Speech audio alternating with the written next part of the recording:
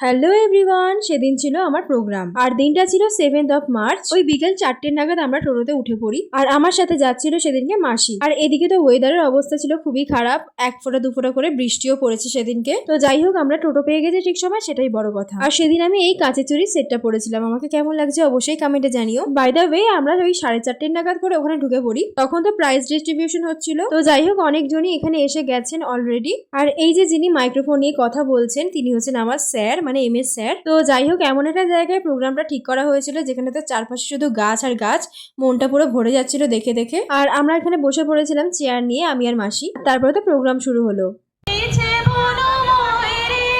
তো 1-2টা প্রোগ্রাম দেখার পর আমরা একটু অন্য জায়গায় চলে আসি, মানে ওইখানেরই একটু অন্যদিকে। আমাদের এই প্রোগ্রামটা করা হয়েছিল শরৎ সদনের ভিতরে, তো চারপাশে একটু ঘুরেই দেখছিলাম।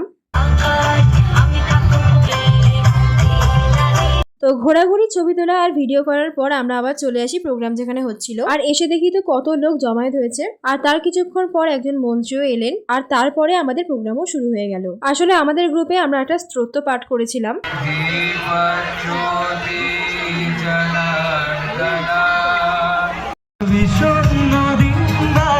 যাই হোক, আমাদের প্রোগ্রাম হয়ে যাওয়ার পর আর একটা গান শুনে আমরা বাড়ি ফিরলাম। আর হাওড়া শরৎ সদনের ভিতরটা কিরকম তোমাদের এক ঝলক দেখিয়ে দিই চলো। সত্যি কথা বলতে তোমরা এলে তোমাদেরও খুব ভালো লাগবে। এর আগে যতবার প্রোগ্রাম করতে এসেছি ততবারই আমার ভালো লেগেছে। আর তারপরে তো পাপড়ি চাট খেয়ে আমি আর মাসি বাড়ি ফিরলাম। বাই।